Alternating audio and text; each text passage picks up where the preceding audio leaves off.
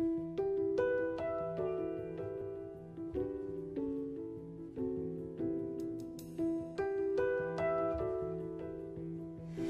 à tous, téléspectateurs d'Acodi.com. Nous sommes en ce moment à Bingerville, à l'hôpital Mère et Enfants, hôpital de la Première Dame, hôpital Mère et Enfants de Bingerville, hôpital offert par la fondation Children of Africa.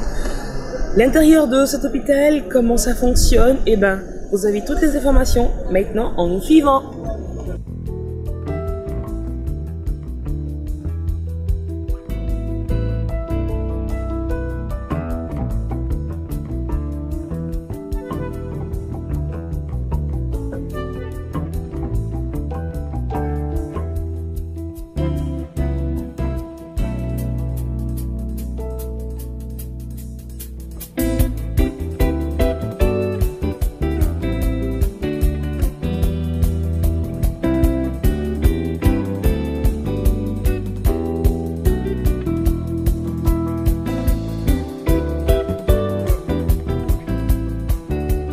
Nous sommes toujours dans notre visite, nous avons eu le temps de visiter l'ambulatoire pédiatrique.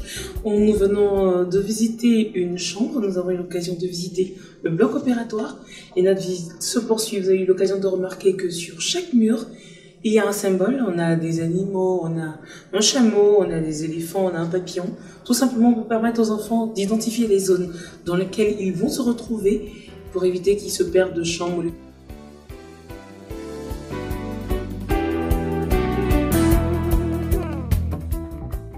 Professeur Da Silva, directrice médicale et scientifique de l'hôpital Mère et Enfants de Moupatara de Bingerville. Bonjour. C'est un honneur pour nous de vous avoir, mais surtout de visiter, on va dire, de ce palace qui donne envie, quoique de tomber malade. Et on ne souhaite pas. Ou est-ce qu'on ne souhaite pas? Et il y a une polémique autour de ce joyau architectural, c'est que les gens estiment que les soins sont chers. Alors ma réponse est vraiment, je pense, très simple, puisque j'ai beaucoup travaillé sur le projet médical et même sur le niveau de tarification. Et cette tarification a été établie de concert avec certains assureurs de la place. Alors pour comprendre la tarification, il faut revenir à l'origine de l'hôpital. C'est un hôpital privé, c'est pas un hôpital public. D'accord?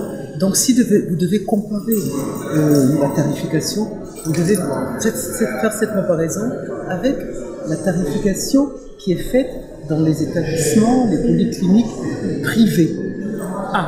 Je pense que vraiment la nuance est à ce niveau.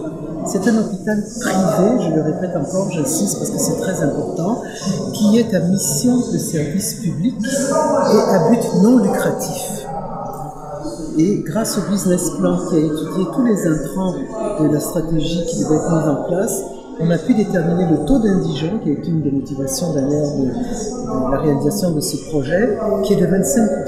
25% de personnes socialement défavorisées seront prises en charge, on a commencé, dans cet établissement, sans stigmatisation et sans discrimination. Qu'est-ce que ça veut dire? Que si un indigent est admis par les services sociaux, puisqu'il y a une procédure bien entendu vis-à-vis des indigents, on va lui donner accès à des soins du même niveau de qualité que la personne qui va payer ces soins. D'accord? Donc, je crois qu'on ne peut pas faire plus beau en matière d'humanisme que ça. Et c'est pour ça qu'on a des prix qui sont en dessous des prix qui sont pratiqués dans les autres établissements privés. D'accord? Et forcément, nous ne sommes pas une structure publique, nous sommes une structure privée. Et enfin, on dit hôpital Mère et Enfants. Donc, je veux dire, il y a quelques hommes qui se sentent un peu mis à l'écart et tout. Est-ce que les hommes auront droit à des soins ici? Alors, je vais vous répondre en deux temps. La première chose, pourquoi c'est un hôpital mère-enfant? En fait, il y a eu beaucoup d'études qui ont été faites dans le monde sur toutes les statistiques sanitaires sur les hommes, les femmes, les enfants. Et ces études ont montré, il y a bien des années, que c'était le couple mère-enfant qui était le couple le plus fragile. La mortalité infantile est très élevée, surtout en Afrique subsaharienne. Et les études ont montré que si on veut qu'un enfant soit en sécurité, il faut que sa mère aussi soit en sécurité. C'est pour ça qu'on parle de couple mère-enfant. D'accord? Et nous n'avons pas échappé à cela, donc nous avons des statistiques en termes de mortalité maternelle et infantile qui doivent être améliorées. Et les études ont montré que les établissements qui ont les meilleurs taux de succès, si vous voulez, dans la prise en charge des soins et la prévention des soins aux femmes et aux enfants, c'est le Japon, qui a les taux de mortalité les plus bas, et c'est en partie dû à la présence de structures mère-enfant. Et donc c'est ce qui a fait que beaucoup d'établissements mère-enfant se sont développés dans le monde, parce que les taux de référence, ce sont les taux du Japon les plus bas au monde. Donc nous avons fait un hôpital mère-enfant, puisque la fondation de la première dame était déjà très engagée dans toutes les actions en faveur des enfants, qu'elle a élargi ensuite aux femmes, aux mères, et donc elle a fait un hôpital mère-enfant. Mais au moins les hommes pourront venir se faire soigner. Alors les hommes pourront venir.